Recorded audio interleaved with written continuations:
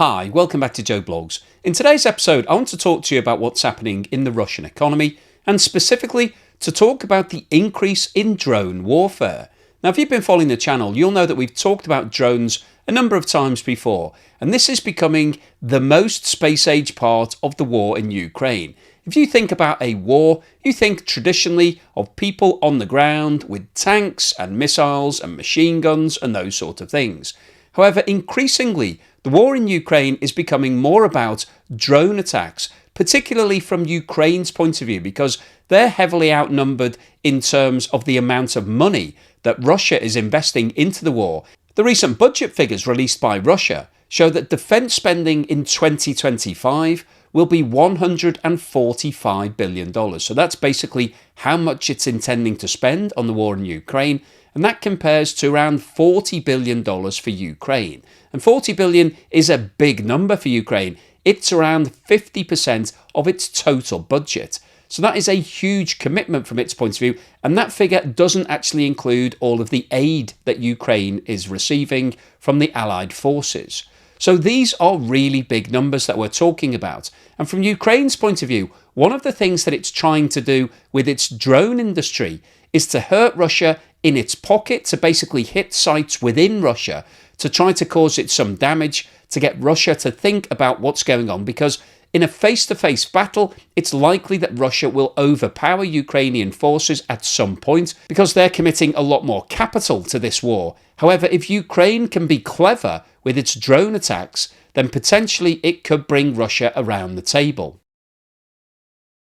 And it's been reported that on Saturday the 9th of November, a record number of drone strikes were recorded, with Russia launching 145 drones against Ukraine, and Ukraine responded by launching 70 drone attacks, and 34 of those drones were targeting Moscow, which resulted in 3 of Moscow's airports having to divert at least 36 flights. And in terms of trying to understand the sheer scale of these drone attacks, Ukraine's commander-in-chief recently announced that in October, Ukrainian drones hit 52,000 Russian targets, which included 129 Russian artillery systems, 221 pieces of radio equipment, and more than 4,000 Russian troops. And one of the targets that Ukrainian drones hit on November the 9th was a Russian weapons factory located 120 miles south of Moscow. And that ammunition-based strike is in addition to the 3 ammunition bases that were reported to have been hit in September, which the United Kingdom Defence Intelligence said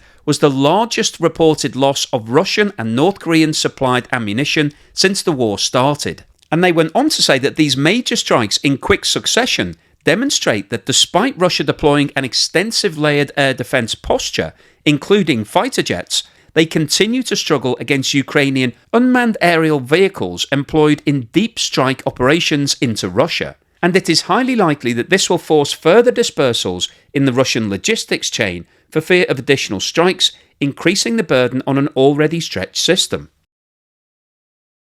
So over the past 18 months, drone attacks have become an increasingly important part of the fight, both from Ukraine and also from Russia's point of view. And in terms of the amount of capital that Ukraine is now committing to the production of drones, President Zelensky recently announced that Ukraine is ramping up its production to produce 4 million drones per year. And that number relates directly to the drones being produced in Ukraine rather than them buying them in from other countries. And this graphic shows how the drone industry in Ukraine has developed over the past 3 years. In 2021, Ukraine did not produce any drones for use in military combat. However, in 2022, a number of technology companies started to work on developing drones to be used in the fight, and it was estimated that around 5,000 drones were produced in that year.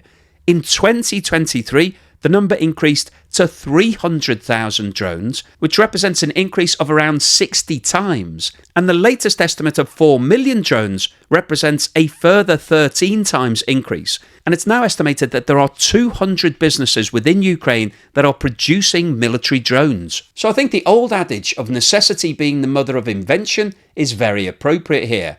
Prior to the war in Ukraine, Ukraine was not interested in producing military drones. However, it's now one of the largest manufacturers in the world. And clearly, that's because it needs to keep the fight going. It needs to do something to defend itself against Russia, and it hasn't got the military power to be able to keep pushing Russia back. And so it's starting to hit Russia where it hurts, in its pocket. However, Ukraine isn't the only country that's ramping up its drone production. And President Putin recently announced that in 2023, Russia delivered 140,000 drones to its troops. However, in 2024, the target is to increase that number to 1.4 million, so a 10 times increase. And it's been reported that Russia has established a secret weapons program in China to develop and produce long-range attack drones for use in the war in Ukraine. So what's the summary and conclusion today? Well, I wanted to post this video because I think the news that we've seen a record number of drone strikes in a single night from both sides in the war in Ukraine is really quite interesting, because this tells us that the war in Ukraine marks a sea change in how wars are going to be fought. Historically, wars have been fought on the ground. We've had things like helicopters and planes and long-range missiles, but predominantly it's people on the ground facing each other in tanks with machine guns and those sort of things. However, we're increasingly seeing the war in Ukraine taking on a different shape, particularly from Ukraine's point of view. They simply don't have enough people or enough cash to be able to fight Russia face to face. In a military standoff, they're likely to lose because Russia is pouring around 4 times as much cash into this war than Ukraine is, and therefore it's likely that they'll keep pushing the Ukrainian forces back.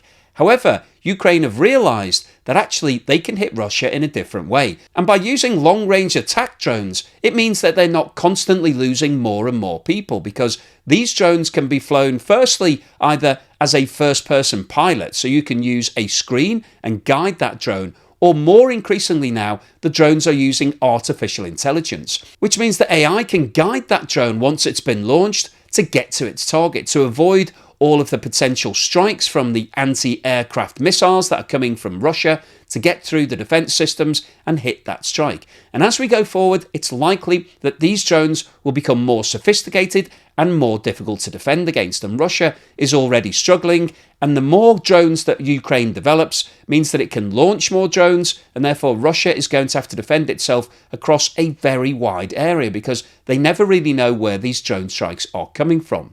Now, in terms of what Russia are doing, as we've talked about in today's video, Russia is developing its own drone technology. So it's estimating that it's going to produce around 1.4 million drones in the next 12 months. But that compares to 4 million that Ukraine is estimating that it can produce.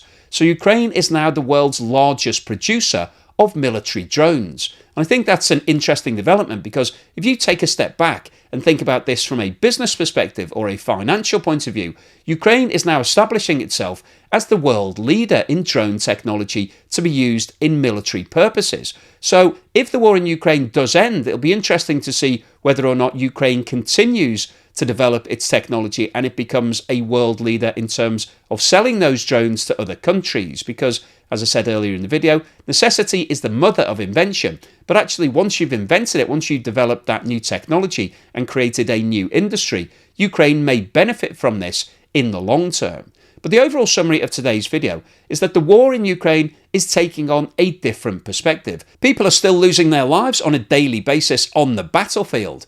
However, drone technology is now becoming more important in this war, and Ukraine is trying to use it to its advantage. It's trying to push Russia back and to force some sort of peace settlement.